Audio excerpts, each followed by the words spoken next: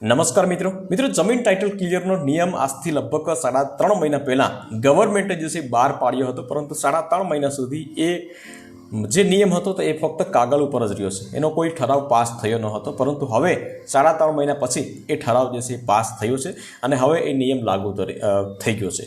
તો એનાથી લોકોને ઘણો બધો ફાયદો થવાનો છે. દાખલા તરીકે તમારે જે RTLOCનું જે પ્રમાણપત્ર હોય, જમીન કબજાદારનું જે પ્રમાણપત્ર હોય, તો એ કઢાવવા માટે તમારે હવે ના તો વકીલ પાસે જવાનું હોય છે, ના તો પછી કોઈ કચેરી પાસે જવાનું હશે.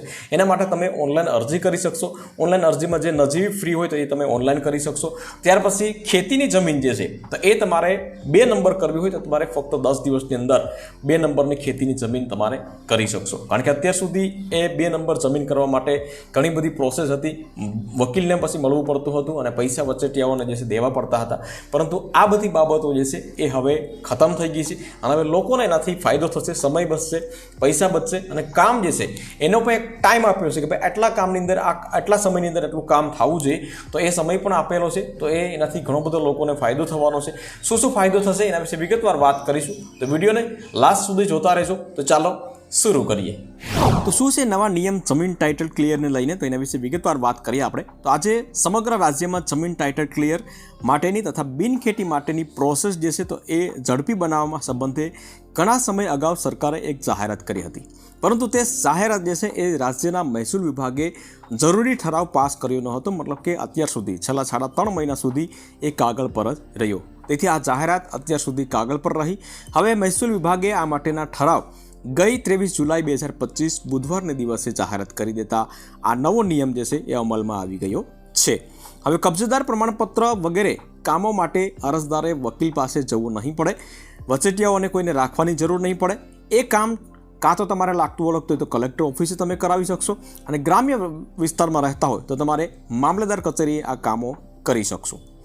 ત્યાર પછી આગળ વાત કરીએ, 23 જુલાઈ બુધવારે મહેસૂલ વિભાગના નાયબ સચિવ ભાવિન પટેલની સહીથી આ ઠરાવ જાહેર થઈ ગયો છે. આ ઠરાવમાં જણાવવામાં આવ્યું હતું કે RTLOC મતલબ એનું ફૂલ ફોર્મ થાય છે revenue title and lawful occupation certificate. હવે આમાં ઘણા બધા લોકોને મિત્રોને કદાચ ખબર નહીં પડે તો એનું ગુજરાતી કયું સર્ટિફિકેટ કઢાવવાનું હોય એના વિશે વાત કરીએ આપણે. તો મહેસૂલી માલિકીનું પ્રમાણપત્ર અને કાયદેસર કબજો ધરાવનાર પ્રમાણપત્ર, બરાબર, મતલબ કે કબજેદારનું પ્રમાણપત્ર આપણે કઢાવવામાં આવે છે એને જ આપણે RTLOC તરીકે ઓળખીએ છીએ. હવે આ પ્રમાણપત્ર મેળવવા માટે લોકોને જે છે ખેડૂત મિત્રોને અત્યાર સુધી 6 મહિના વયે જતા હતા, વકીલને મળવું પડતું હતું, વચેટિયાઓને પૈસા દેવા પડતા હતા. પરંતુ હવે આ સિસ્ટમ જે છે એ નાબૂદ કરી દેવામાં આવી છે. હવે એના માટે તમારે તમારા મોબાઈલથી ઓનલાઈન અરજી કરવાની છે. અરજી કઈ વેબસાઇટ ઉપર કરવાની છે? www.iora.gujarat.gov.in આના ઉપર જઈને તમારે અરજી કરવાની રહેશે. બીજું ખાસ એ મિત્રો જણાવવાનું છે કે તમારી જો જમીન હોય તો એ સંયુક્ત ખાતું હોય, મતલબ કે એક કરતાં વધારે જો નામો હોય તો તમારે સ્વઘોષણા પત્ર પણ તમારે જોડવાનું રહેશે અને એમાં તમામ અરજદારોની સહી લેવાની રહેશે. આના માટે જે નિયત ફી કરેલી હશે એ તમારે ઓનલાઈન ભરવાની રહેશે. પરંતુ ખાસ કરીને જો તમારી અધૂરી વિગત હશે, ખોટી વિગત હશે, તો બની શકે કે તમારી અરજી જે છે દફતરે થઈ જશે, મતલબ કે રદ થઈ જશે. તો તમારે જે ફી ભરેલી હશે એ તમને પરત મળવા પાત્ર રહેશે નહીં. એટલા માટે જે પણ તમે અરજી કરો તો એ પરફેક્ટ કરો, એટલે તમને કોઈ પ્રોબ્લેમ ના પડે. ત્યાર પછી ખાસ એ બાબત ઉપર ભાર દેવામાં આવ્યો હતો મિત્રો કે અધૂરી વિગત માટે સાથેની અરજી જે છે એનો સ્વીકાર કરવામાં નહીં આવે.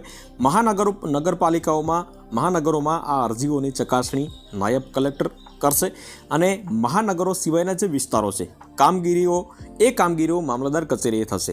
અરજીઓની ચકાસણી માટે 5 દિવસ ફિક્સ કરવામાં આવ્યા છે. મતલબ કે તમે અરજી કરશો એટલે 5 દિવસમાં એની પ્રોસેસ શરૂ થશે. માહિતી પૂર્તતા માટે અરજદારને સપ્તાહનો સમય આપવામાં આવશે. અરજીઓ સ્વીકારી લીધા બાદ ચીટણી છે 7 દિવસમાં સંબંધિત અધિકારીઓના અભિપ્રાય મેળવી અરજી નાયબ કલેક્ટરને મોકલી આપવાની રહેશે. મતલબ કે જે ઉપરી અધિકારી હોય તો ત્યાં પાસ કરાવવાની હોય છે, ચેકઆઉટ કરાવવાની હોય છે, સહી કરાવવાની હોય છે અને ત્યાર પછી કલેક્ટર અને નાયબ કલેક્ટરની આ અરજી પહોંચતી હોય છે, બરાબર. તો એ પ્રોસેસનો સમય આપ્યો છે 7 દિવસ. પહેલાં જે છે 2-3 મહિના સુધી કામ ન થતા હતા, હવે ફક્ત 7 દિવસમાં આ વસ્તુ કરવી પડશે અધિકારીઓને. ત્યાર પછી વાત કરીએ, નિવાસી અધિક કલેક્ટર આ અરજી 6 દિવસમાં કલેક્ટરને મોકલશે અને કલેક્ટર 6 દિવસમાં નિર્ણય કરશે કે હવેથી કોઈ પણ કબજેદાર અરજદારે આ કામ માટે વકીલ પર નિર્ભર રહેવું નહીં પડે. મતલબ કે ટોટલ જે છે એ 20 થી 25 દિવસની અંદર તમારી અરજી જે છે એનો નિકાલ થઈ જશે. તમે જોઈ શકો છો 6 દિવસ 7 દિવસ આ પ્રમાણે, બરાબર.